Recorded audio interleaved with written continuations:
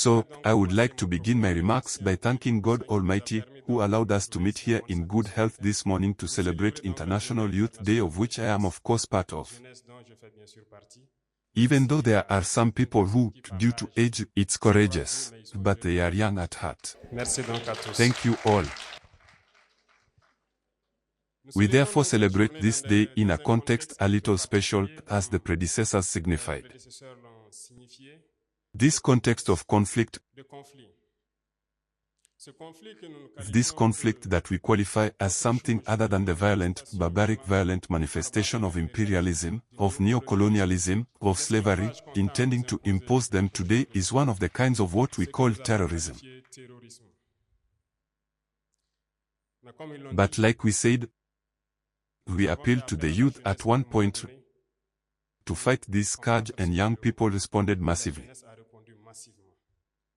Today, several young people are enlisted, as VDP and others are waiting.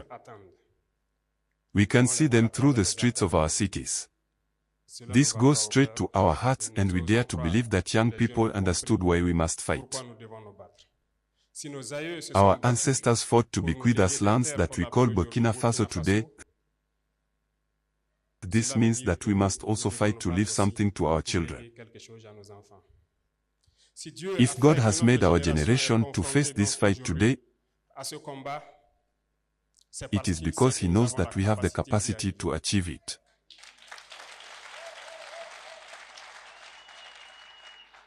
And I'm counting on everyone to succeed. The fight is not only military on the ground, but the fight is much deeper, in the sense that we must also fight to change mentality. Our generation has perhaps grown up in a system that has shaped us, which is very difficult to change, perhaps, but not impossible. Perhaps among us, some still find themselves with characteristics whose significance we do not know. But I like to say, to quote an author, there is not a wicked man who cannot change his heart, if we are taught as it is necessary, the voice of wisdom. I think each of us can change, and in this sense, it goes without saying that we can forgive each other when someone is not on the path we hope for, but at the same time, teaching them the right way so that they can change. Because the lethal weapon of imperialism today is manipulation, and youth are the target. Our country, or Africa, the young majority and youth are the target of this manipulation. And when we find out, we must fight this. Most of the time, the imperialists are not necessarily those that come from elsewhere, but they are among us, and it is among us that the manipulation is born. I invite the youth to get rid of it, to always look for the right information, and to always think of our homelands in our different parts throughout Africa. I repeat, if we are going to leave our homeland that we found, we must leave better lands for our children. In this sense, today we are gathered to talk about the problem of youth. We will make promises to each other, of course, even perspectives, but also challenges. I think the godfather and godmother challenged you, and the minister wanted to give you each 300 francs. But I believe that the challenge goes beyond that, because it is necessary that young people also understand something. We at the executive level, we are taking measures, but we also need to talk to you, to raise your awareness, so that together we can meet the challenges that face us today. Why do I say this? When they tell their stories, we realize that they fought the same way to get there. Today, as the minister indicated, instructions have been given so that we can create a unique fund which can support young people in entrepreneurship. You may not be asked to start from scratch, but there will be a minimum to support you and help you. At the same time, very recently, we have done everything to eliminate everything related to taxation at the level of young companies which will have to be created. It is there to support you so that you do not find yourself confronted from the first year with certain difficulties. In addition to all that, I think, as he announced, we think a lot about professional training, and this is one of the major reforms of this department. And I think that when we went to university, we made that clear. Today it's not about working to get a diploma and seeking employment.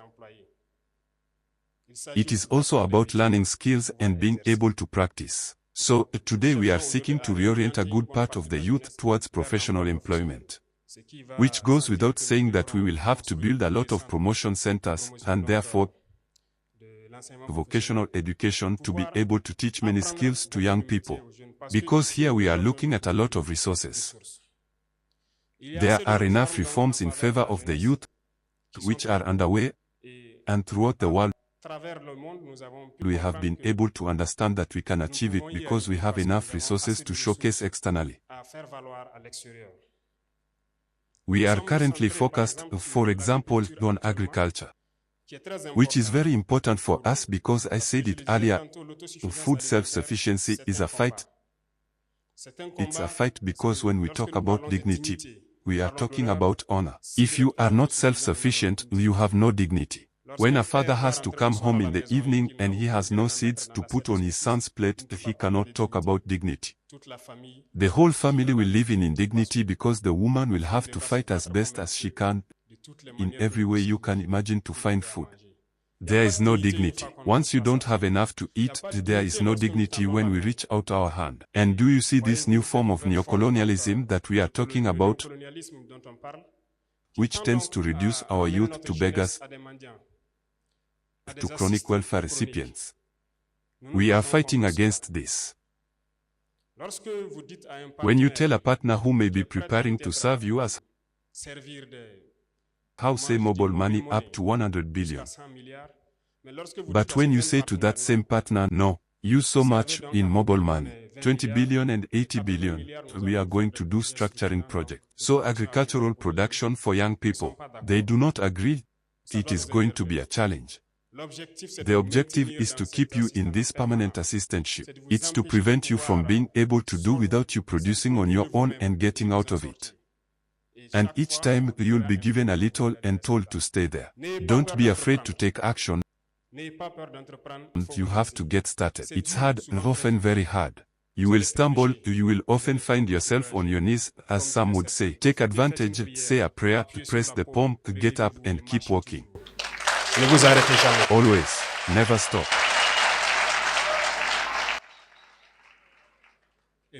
And even those who have jobs somewhere, they don't just stick to your job. Seek to invest, seek to develop something in parallel.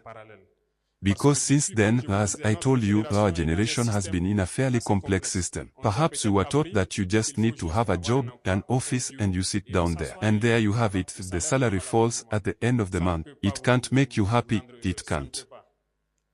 Your salary should be used to develop something else. We are not military. I have also been an entrepreneur for several years now.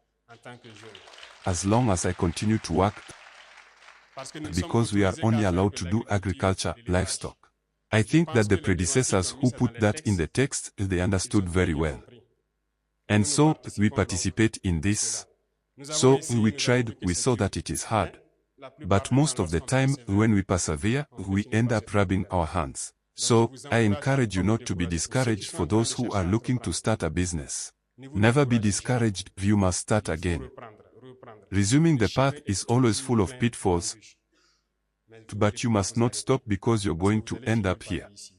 We are extremely rich here in Burkina. We will spend our time talking about it today. Today, we decide to reorganize our society a little.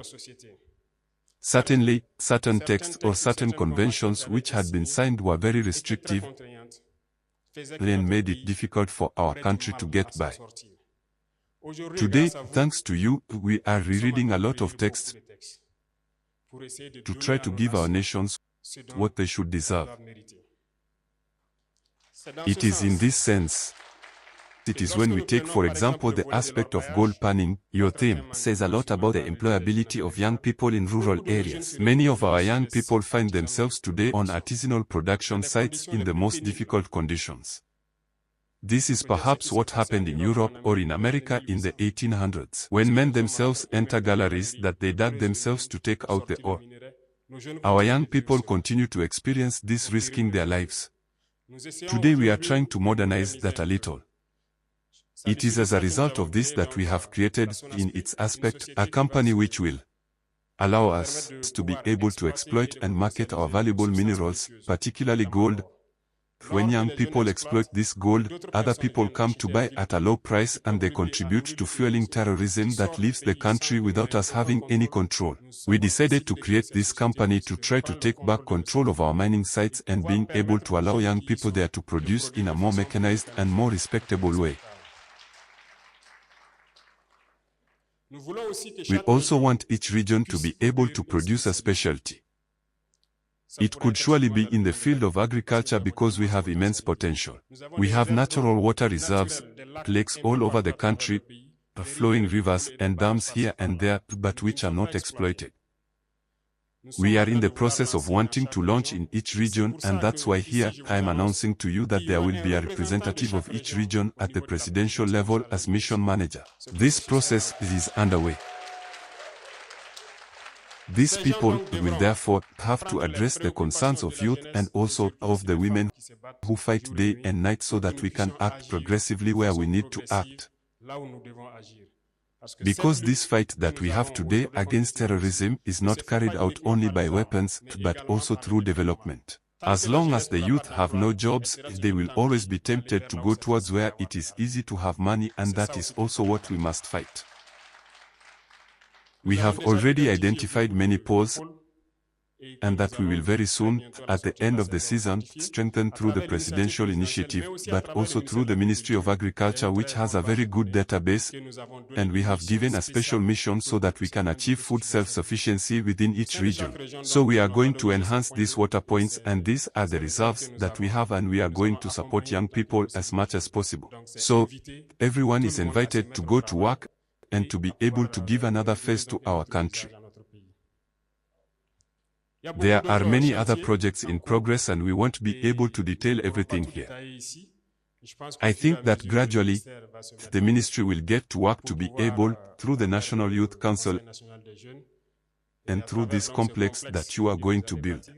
I suppose that it will therefore be the major incubator, which will be able to pass on all the initiatives in favor of young people in the different regions.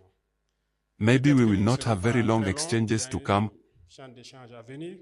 but I would like to tell you, and I insist on it, do not be afraid to risk.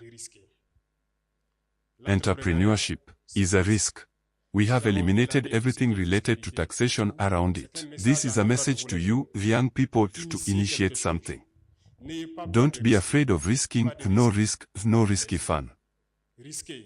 Go for it. We will support you as much as we can. And for those who are currently fighting, we try to do as much as possible to give everything they need. This is the place for me to pay tribute to all these young people who have committed themselves without qualms, like VDP, who are on the ground today, in the rain, in the mist, in the mud, wherever they are asked to live. They are fighting on the ground to try to recover our lands and therefore give this country what we call territorial integrity.